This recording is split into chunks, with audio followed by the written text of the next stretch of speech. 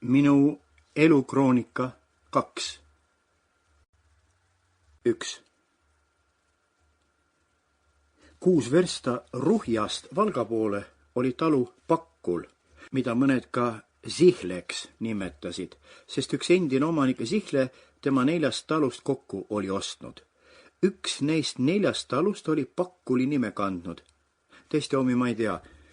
Üks oli Ruhja jõe ääres, vahest 500 sammu meie majast eemal, ja meie tulekul elasid seal veel meie moonakad sees, kuid lõhuti juba vist järgmisel aastal maha, sest ta elamiskõlbuline ei olnud. Tema asemel ehitati meie moonaka majale osa otsa, nii et see 4 endisest talust koosnev Pakkul oli üks ainus hoonete kompleks.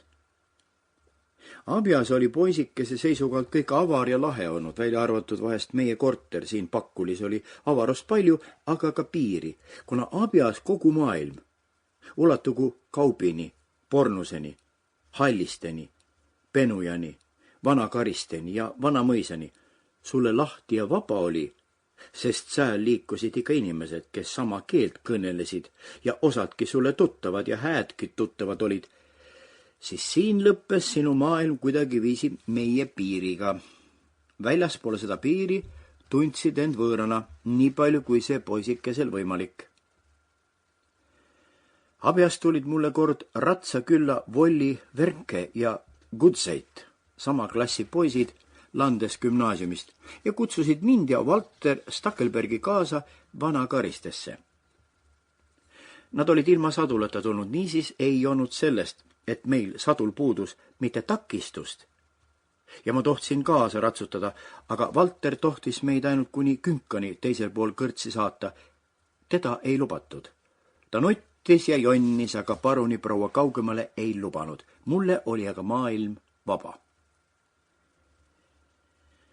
Siin Lätimaal algas väljaspool talu piire juba keelepiir minu kodakondsetele. Maanteel juba tunnistas sind vastusõitja võõra pilguga ja kui teda kõnetada, siis teadsid, et ta võõrast keelt kõneleb. Olid väikesed oaasid, kus kodus olid sellepärast, et seal eesti keelt kõneldi. 2 versta eemal olevas Jurati Kroonumõisas, kus pärastine Kambja Peet rentnikuks oli. Jurati veskis, kus möldriks oli Jessifer, keda eestlased Jassivereks nimetasid. Erine mõisas, kus meie reis eestlasi oli, Nauksheni mõisas, mida eestlased Nauskülaks hüüdsid ja kus õlleköögis puusepp ja masinist eestlased.